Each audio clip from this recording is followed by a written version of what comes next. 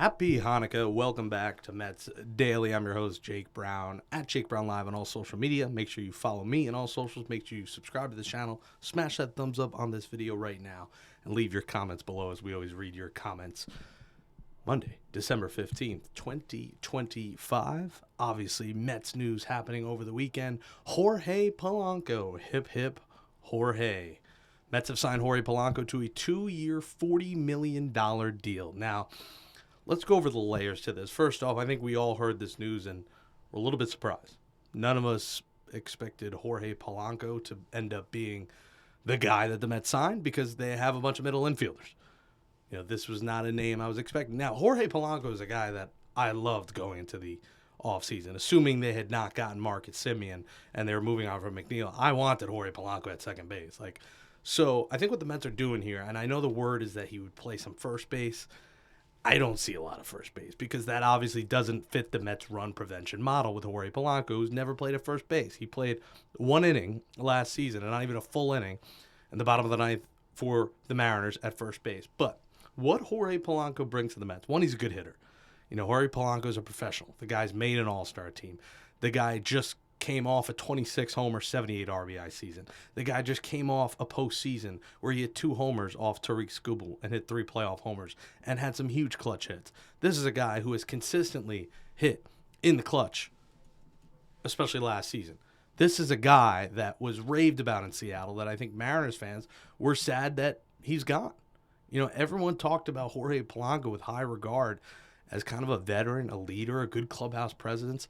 I think another important factor to look at is he is a fellow Dominican like Juan Soto. You know, we talked about Starling Marte potentially coming back and being a part-time DH because of his ties with Juan Soto. I think this is the upgrade from that. I think this bat is essentially replacing Brandon Nimmo, but is also a much better Starling Marte at DH. Now, Polanco may play some first. I think he's athletic enough. He could.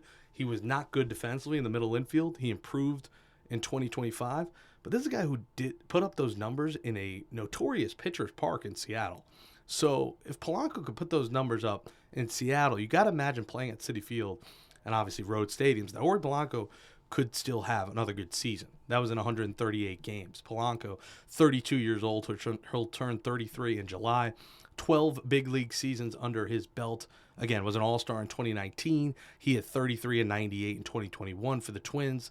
And, you know, he's had some injuries here and there during his career, but a guy who can play around the diamond, and I know he's not elite defensively, but if you need a third baseman, if you do move on from Brett Beatty, you know, he's played second, he's played short, he could spell Lindor if there's ever anything there. They're going to maybe try him at first, but I look at him being a DH, and I think a switch-hitting DH is so huge for the Mets. Like, they had so many times they were platooning at DH, and now Mark Vientos, who, according to our guy Pat Regazzo, and we knew this, is Mets are open to trading him. And I think this spells the end of the Mark Vientos era because if Polanco is going to be your DH and he's a switch hitter, Mark Vientos has no place on this roster. So I like this move, and I know it looks like a lot of money, but it is a short-term commitment. And I think he just brings you a lot of elements that your team can really use effectively. And I like the player. I like the leader. I like the presence. And I think this is a good sign. Now, I do think they have to get another first baseman. Like, if Jorge Polanco is your everyday first baseman, I think we all don't love this move. But if Jorge Polanco plays a couple times a week at first and DH the rest of the week, I think you got to like it. And you got to wonder, does Polanco come in here, does that mean the Mets do go sign Paul Goldschmidt, which I know a lot of fans won't like, but is that their defensive answer at first and their part-time first baseman that splits time with Jorge Polanco? Could be. You know, that could end up being the case, but I guess we'll have to wait and see. But some good points from my guy Wardy, who will be on the show later this week. Switch hitter, coming off his best offensive seasons, 2021. OPS 800 or higher from both sides of the plate, so the Mets don't have to worry about matchup. Like we said, thrived in a pitcher's park, 288 average, 1,000 OPS in Seattle. Plays all over the diamond. An 800 OPS from the 7th to 9th inning last season, a 400 average and 1,000 OPS in high leverage spots, and 2 outs with runners in scoring position. We know about his playoff performance, Dominican that will connect with Soto, and he could be your backup infielder. So for all those reasons, I like the Jorge Polanco signing, and this comes with the caveat, like the Nimmo trade and like the other moves the Mets have made, that I have to see what comes next. Like, do they go out and get a first baseman, or is this their guy? If this is their guy, then yeah, it's not great. But I think you got to look at beyond just the numbers and the position when it comes to Polanco, because this is a really good DH. If he's your backup infielder and your everyday DH, this is a home run signing. And I know you're going to say $20 million. It's 2 years. And the Mets have made it clear that they want short-term players, and that's what he will be. Other news over the weekend, the Mets and Padres are talking trade, and I think it's a match made in heaven between the two. And Nick Pivetta is the name, Mason Miller. Those are the two highlights. Nick Pivetta, Mason Miller. If you can get those two, you get a frontline starter, you get an elite closer to replace Edwin Diaz, and you have Devin Williams setting up Mason Miller. I think Mets fans will be dancing in the streets. Now, this is all intriguing because of this. Mason Miller is under team control for 4 seasons.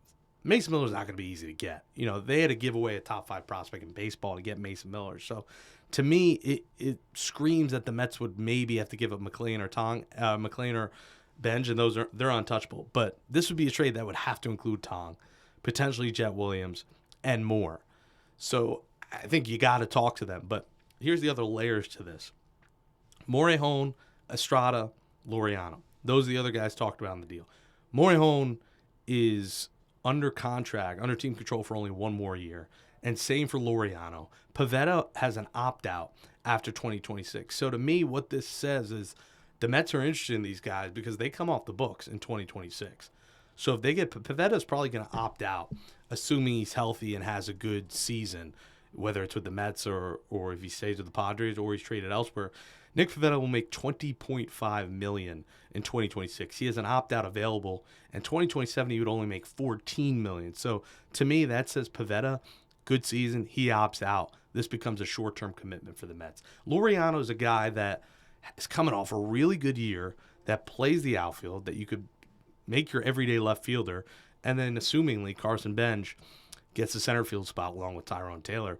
Ramon Laureano is coming off a 24-76 season, 281 average, 342 OBP, and 855 OPS. He is essentially a bit of an upgrade from Brandon Nimmo, if not a similar player to Brandon Nimmo, and under control for just 1 year. So that would be a massive get as well in this deal. If the Mets can find a way to get Laureano and potentially Morejon, it makes a lot of sense for the Padres to do it because they're under control for just a year. And if the Mets could get Pivetta too, great. So to me, the Miller part of it doesn't seem realistic. I think he's the sexiest name of that trade. But the other guys are more realistic. And Morejon, let's talk about him because I think he's probably one of the more underrated pitchers in baseball. 2.08 ERA, 73 and 2/3. He gave up just 49 hits. This guy was dominant. 70 strikeouts, nearly a strikeout an inning. You know, gives up less than a hit per inning. His record out of the bullpen was 13-6, which is worth noting because how often do you have relievers win 13 games? So I think this trade, in terms of names to Met fans, may not look sexy if it's Morejon, Laureano, those two, and maybe Pivetta. I think we all would love Pivetta Miller. But I think in terms of what you can get without giving up the farm, to me, Morejon, Laureano, you're not going to have to give up everybody. So the Mets and Padres, I think it's a perfect time to come to a deal. Miller, to me, is going to cost you the farm. And I love Miller, but to me, it feels like David Stearns would rather give up less prospects and go get guys under control for 1 more year and then figure out next offseason. Because remember, next offseason, there might be a lockout. So I think this is factoring in why the Mets are going short term and why they would rather those 1-year guys than give up the farm for a guy under more control. Because Miller, listen, you get Mason Miller, you get one of the best closers in baseball. And I think you forget about Edwin Diaz if you get Mason Miller. You get Morejon, it's a strong piece, and it's 1 year, and then you address the bullpen again next offseason. So I'm curious to see, a Morejon Laureano deal. I can't imagine it cost a boatload. Maybe it's like Vientos, Wenninger, Reimer, Acuna. Get it done for those guys. I don't think you have to give up the Jet Williams and Jonah Tong to get guys that are under control for a year. So let's see if they come to a deal, but that's something worth monitoring. I obviously tweeted out, and it blew up. I tweeted this, guys. I tweeted this half asleep on the bus to New York this morning. I tweeted out, what did I say? The wording was, I expect some big Mets news today. Listen, I do, know people. I do sometimes have sources, not always. But